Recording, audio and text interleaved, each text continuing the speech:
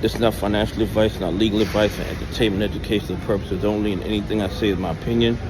Please don't make any financial decision based on anything I say in these videos. Listen, CSI sent me a text this morning, and in the text he said, and he was joking around, he said, what's the difference between the government and crime? And I said, well, the government determined what crime is. And he said, no. Crime is organized. And of course he was joking around to state that, that the government is unorganized. But then I replied, I said, listen, I said a majority of crime is not organized. Majority of crime is being in the wrong place at the wrong time. A lot of times criminals are not organized. They don't plan what they're doing. They're usually crimes of opportunity. And then, of course, we joked around with that a little bit. But here's the thing that got me thinking.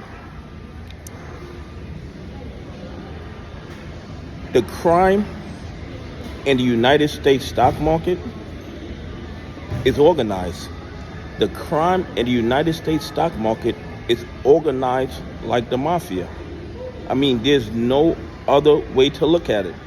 You have a lot of bad actors that conspire together to manipulate the price of stocks so they can rob retail investors, pension funds, and institutions that follow the rules. Let's look at how a mafia operates. You have the boss, you have underbosses, you have conciliaries, and they usually have some politicians on the take, some law enforcement on the take, and that's how they do business. And tell me what's the difference between the mafia and what's going on in the United States stock market. These bad actors, they own the politicians. They have the big bosses at the top of the food chain. They have their underbosses, and they have the conciliaries, the little small guys that's out there on the floors actually doing the robbing and stealing for them. And then whenever sometimes what they say they get pinched, whenever they get pinched, they make their phone calls.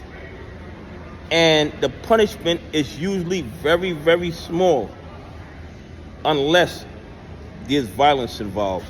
And then the punishment might get a little bit more harsh, if that's the right word. The punishment might get a little bit more harsh.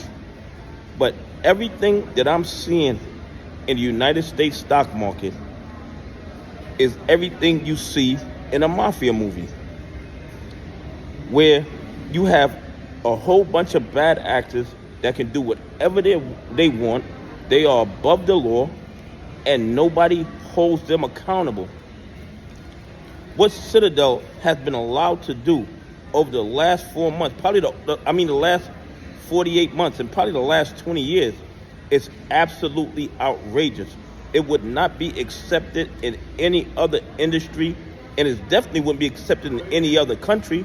You see China banned them from trading for 3 years because of their shenanigans. But somehow they do the exact same thing in the United States, and they're trading like nothing.